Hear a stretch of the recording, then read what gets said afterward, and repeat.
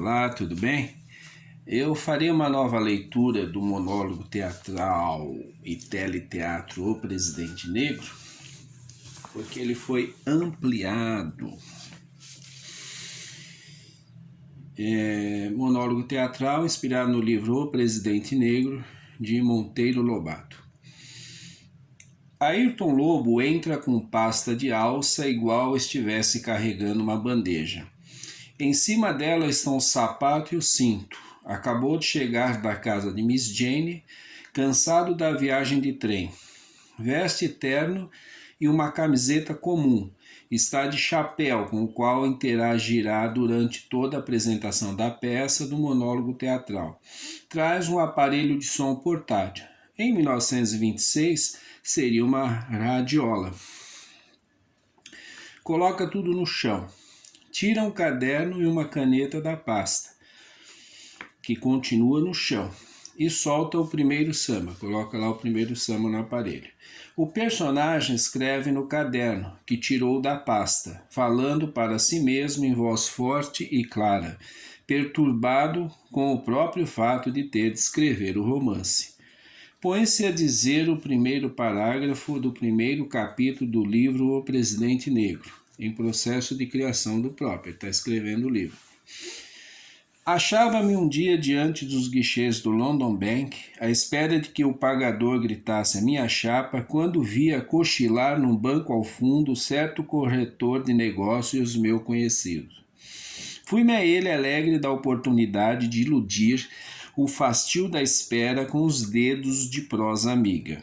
Falando consigo, primeiro parágrafo do primeiro capítulo do romance Monteiro Lobato, Presidente Negro, foi transcrito literalmente. Miss Jane vai odiar isso. E chega dessa história de escrever um livro. Falando consigo ainda. Em outro momento, no mesmo lugar, com atitudes diferentes, está feliz, coloca a camiseta alusiva ao próprio livro Presidente Negro. Pode ser uma camiseta ou uma camiseta comum, né? Ele vai vestir outra camiseta. Coloca o cinto, calça os sapatos e pendura a pasta no ombro. Tudo isso evidenciando a passagem de tempo. Ayrton Lobo, o protagonista, está se preparando para a palestra de lançamento do seu livro, O Presidente Negro. Ao colocar o segundo pé de sapato, percebe ter esquecido de colocar a meia já no primeiro pé calçado. Procura as meias, apalpa os bolsos da calça e não encontra. Conformado, coloca a pasta no ombro. Está no segundo samba, já está lá o segundo samba, que é de Alessandro dos Santos. A trilha é do Alessandro dos Santos, meu parceiro nesse trabalho também. Através do aparelho de som. Então lá, vai lá. Pois, né?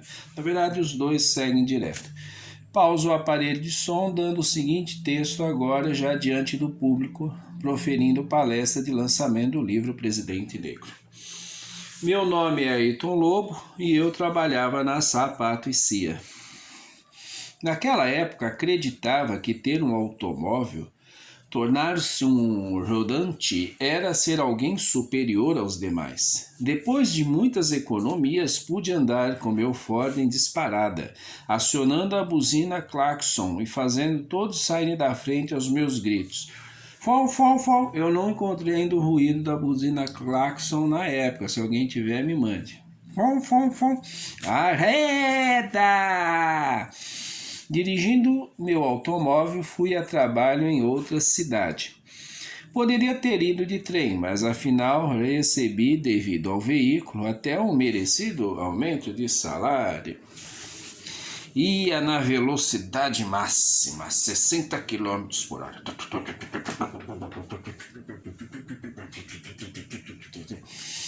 Distraí-me admirando a paisagem e saí da estrada, destruindo meu bem mais precioso, além de ferir o braço.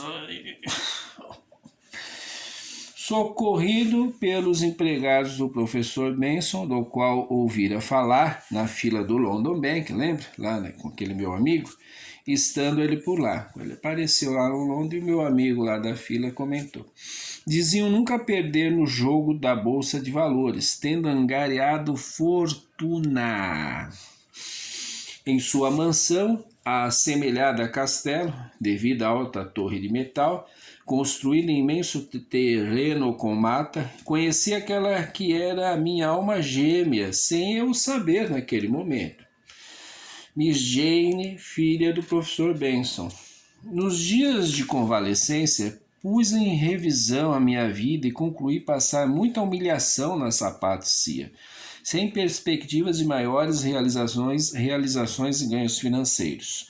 Considerava-me uma pessoa bastante comum, de inteligência mediana, apesar de ler um pouco de tudo aqui e ali. O professor Benson tinha muitos empregados, os quais pareciam autômatos mudos, robôs. Perguntei se não poderia me contratar, mas ele disse ter empregados suficientes. Porém, farei de mim o seu confidente. Explicou-me assim o funcionamento da sua maior invenção, o porviroscópio. Era toda uma parafernália espalhada por salas, culminando em um globo terrestre com uma espécie de microscópio apontado para ele. Depois de um processo demorado de concentração de energias, pois tudo era vibração do éter, e resultado da ação do interferente, obtinha-se um corte anatômico do espaço-tempo, no passado ou no futuro, para ser observado e analisado. Após a prevista morte do professor Benson, devido às suas condições de saúde, voltei ao meu trabalho de representante comercial. Falando em morte, segundo o porviroscópio, no futuro a Psychical Corporation, empresa de comunicação sediada na cidade de Detroit, publicaria o Intermundane Herald, através do qual os espíritos podiam mandar mensagens escritas para os vivos. E coisa minha, tá? E com imagens em movimento e faladas por intermédio de uma tela. Tá lá no livro, os espíritos escrevendo direto no jornal. Miss Jane, pela qual eu já me apaixonara profundamente, obcecado pela sua beleza e inteligência, propôs a mim escrever um livro falando da eleição do negro Jim Roy para presidente dos Estados Unidos em 2228. A América era resumida por Miss Jane, opondo o filósofo Emerson ao pensador Rousseau. Miss Jane, pela qual eu já me apaixonara profundamente. Bom, repetir, é isso aí, né? Rousseau. Eu e Miss Jane, apesar de senti-la como a minha alma gêmea, tínhamos opiniões bem diferentes sobre a eugenia, criada pelo sábio Francis Galton. Ela defendia a raça pura, tanto negra quanto branca. Eu sou, ao contrário, um entusiasta da mestiçagem. Acho que é a lei da natureza. A ciência moderna mostra que os mestiços são mais fortes e mais inteligentes que os puros. Domingo após domingo, ouvi de Miss Jane sobre a ascensão vitoriosa do candidato Jim Roy, da Associação Negra, contra os adversários do Partido Masculino, do presidente Kellogg e do Partido Feminino de Miss Evelyn Astor, amparada intelectualmente por Miss Elvin, criadora do Elvinismo ou Sabinismo. Essa teoria dizia ter o macho original da fêmea sido exterminado por descendentes de gorilas, tomando seus lugares. Pois bem, comprei uma resma de papel e com furiosa sofreguidão fiz e refiz o primeiro capítulo entusiasmado, orientado por modelos que me pareceram os melhores. E nunca me hei de esquecer da ânsia com que corri ao castelo com a minha obra em punho. Já fiz o primeiro, Miss Jane, o primeiro capítulo. Bravos, exclamou ela, ali mesmo. A jovem o leu, Mas ai de mim, Miss Jane atenuou quanto pôde a sua crítica, mas não logrou impedir que de volta à cidade eu rasgasse em 1000 pedaços a minha obra e pela janelinha do vagão melancolicamente os lançasse ao vento.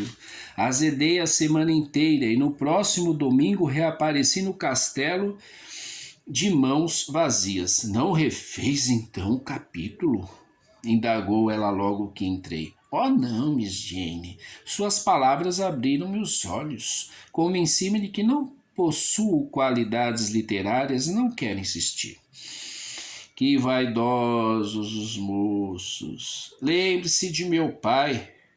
Quantas vezes fazia e refazia a mesma experiência. Pois bem, Miss Jane, vou tentar mais uma vez.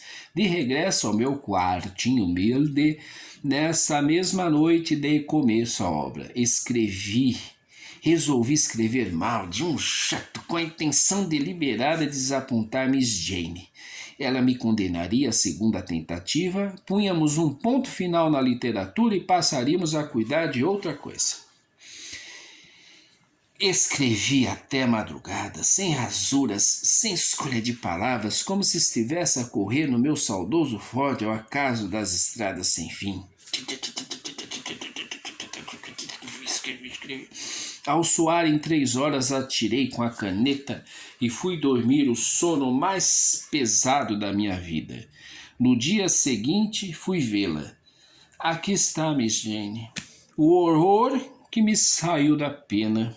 Miss Jane tomou as tiras e logo ao fim da primeira abriu a expressão que na tentativa anterior eu tanto ansiava por ver. E nesse estado de êxtase e sôfrego permaneceu até o fim. Repetiu meu texto. Achava-me um dia diante dos guichês do London Bank. Isso é ótimo! Exclamou. O Sr. Ayrton acaba de revelar-se um verdadeiro escritor, impetuoso, irregular, incorreto, ingênuo, mas expressivo, original e forte. Há aqui verdadeiros achados de expressão. Faça o livro inteiro neste tom que eu lhe garanto a vitória. Olhei para minha amiga quase com rancor. Tão certo estava eu da ironia de suas palavras. Tem coragem de ser assim impiedosa com o pobre Ayrton? Murmurei em tom magoado. Ela olhou-me nos olhos fixamente, sem dizer palavras, e nos seus lindos olhos azuis vi refletida com tamanha nitidez a pureza de sua alma que logo me envergonhei do meu ímpeto, filho exclusivo da ignorância. Não, meu amigo, disse-me por fim, sou incapaz de ironia. O que acabo de dizer é a fiel expressão do meu pensamento. Bom, voltando à história do Jim Roy. Apesar da despigmentação dos negros e das condições de igualdade social, intelectual e de beleza desfrutadas por todos, graças ao eugenismo, havia intransponível preconceito racial por parte dos brancos, sem explicação racional. A convivência de duas raças distintas no mesmo território perturbava a felicidade nacional. Os atritos constantes, embora não resultassem mais na violência da Ku Klux Klan, continuavam sendo motivo de inquietação. Aliás, comentei isso em carta ao meu amigo Arthur Neiva, ironizando a situação. Olha o que eu escrevi para o meu amigo, fazendo ironia da situação. País de mestiços, onde branco não tem força para organizar uma Ku Klux Klan. Ku Klux Klan, eu escrevi errado. é país perdido para altos destinos. Um dia se fará justiça ao Ku Klux Klan e tivéssemos aí uma defesa desta ordem que mantém o negro em seu lugar, e estaríamos hoje livres da peste da imprensa carioca. Mulatinho fazendo jogo de galego e sempre demolidor, porque a mestiçagem do negro destrói a capacidade construtiva. Tirando sarro. Então, eu escrevi uma carta em 1928 lá pro meu amigo e depois publicaram, bem depois, falando que eu era racista, imagina. Carta privada, jamais publicada por mim, escrita com o mesmo veneno sarcástico que escorre pelas páginas do meu romance. A clã nesse futuro distópico aparece não como solução, mas como fantasma do terror branco contra a ascensão dos negros. Eu denunciava essa ideologia justamente ao levá-la ao paroxismo. Tava tirando sarro, elogiando, mas tava pichando, né? Os brancos iriam mandar os negros para o vale do rio Amazonas, e só não o faziam porque a lei não permitia. Jim Roy propunha dividir o país em norte e sul. Seria mais razoável dividir-se o país em dois do que expatriar os negros. Os negros deram suor e sangue para a formação da civilização americana e tinham o mesmo direito que os brancos à pátria. As eleições aconteceram, com os cidadãos escolhendo seus candidatos em suas próprias casas, graças à tecnologia da época. O resultado saiu em minutos no painel eletrônico gigante. Vencera Jim Roy, deixando brancos e feministas em desespero. Estavam divididos, divididos. Urgentemente convocaram a Convenção Branca. Aliás, bem diferente da barulhenta e sanguinária Convenção na Revolução Francesa de 1789, reuniram os 6 mais sábios e destacados membros da sociedade americana. Vejam que maravilha. Sendo eles George Abbott, morador de Detroit, chefe da indústria de bonecas falantes. John Perkins, morador de Hudson, comerciante de peles de lontras brancas. Olha como isso é importante. John Perkins, morador, John Perkins, Armsworth, diretor do Banco Universal. John Leland, criador da puericultura estética. John Dudley, pai da cor número 8 e autor de 72 invenções. E Dorian Davis, esse era um esplendor. Poeta de um soneto único, causador de polêmica nacional em torno do quarto verso. Olha a importância disso, olha que sumidade, Dorian Davis. Em votação, de maneira bastante civilizada e sem alardes, os brancos decidiram por esterilizar os negros, sem que eles soubessem, utilizando raios ômega, através do alisamento e do amaciamento dos cabelos. Da época, tentar parecer com os brancos era uma maneira dos negros amenizarem o sofrimento com os estigmas imputados pelos brancos. Jim Roy, ao saber do terrível golpe, antes mesmo de tomar posse, acaba misteriosamente morto. Realizadas novas eleições, Kellogg, estando agora casado com Miss Astor, lembra? Feminista, os dois eram inimigos, agora estavam casadinhos. A antiga rival feminista vence o pleito. Bom, aí ele põe a música da luta, e coloca-se a lutar com o oponente imaginário, com movimentos de yoga, golpes de capoeira, de boxe e de judô. Cai. Jim Roy morre. Dá pausa no aparelho de som, sentado ainda, está lá no chão, sentado, que lutou e caiu. Retira o livro da pasta e põe-se a ler o último capítulo do livro. Literalmente, né?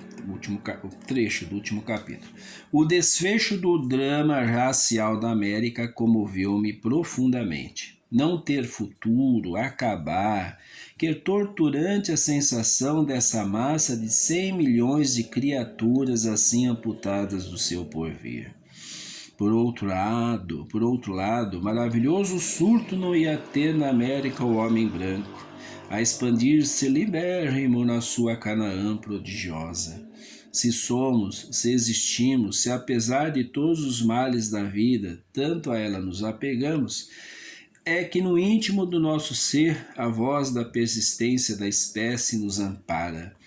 A meia-vida de cada criatura já é a prole o que lhe dá coragem de a viver até o fim. O celibatário, ser que vale por triste ponto final, sente-se um corpo estranho no tumulto biológico. Quase um amaldiçoado, que dizer de um povo inteiro assim amputado da sua descendência?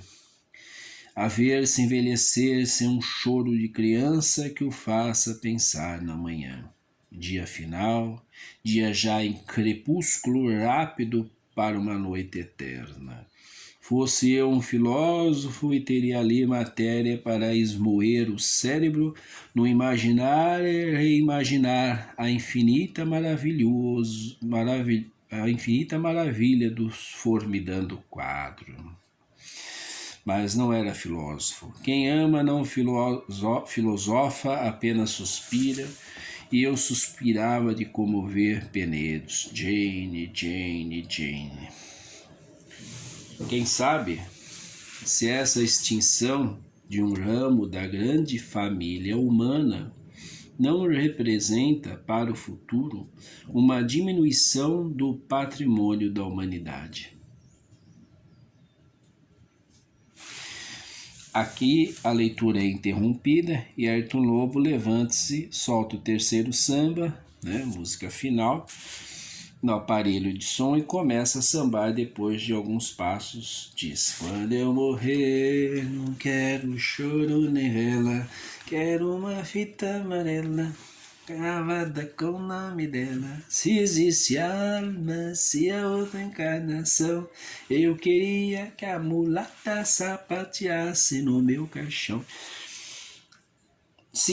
Bom, e aí ele, né, lançando o livro, né? Se querem saber o final da história, comprem o meu livro, comprem o meu livro, comprem o meu livro. Vejo vocês na fila de autógrafos. Bom divertimento, bye bye. Sai cantando: quando eu morrer não quero choro nem vela, quero uma fita amarela gravada com o nome dela. Ele sai dançando, sambando e mostrando o livro.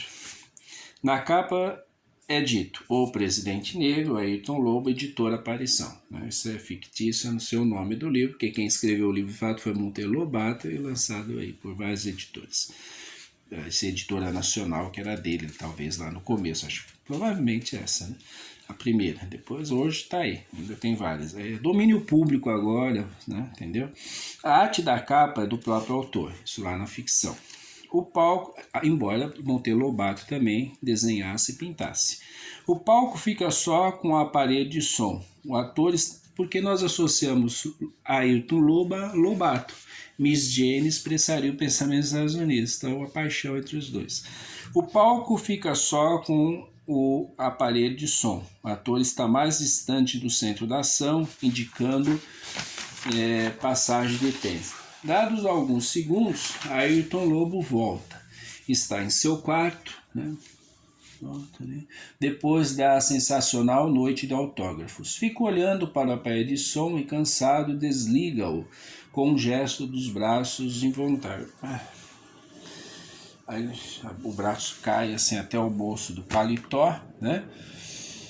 De esgotamento, vindo do inconsciente, do condicionamento, bate ali, nem mais nem menos, algo do inconsciente, apalpa o bolso do paletó, que ele sentiu alguma coisa ali.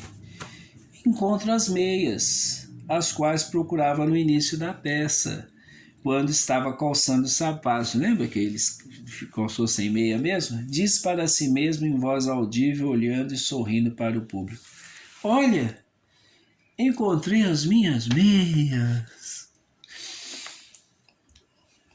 Cumprimenta, sai. Obrigado.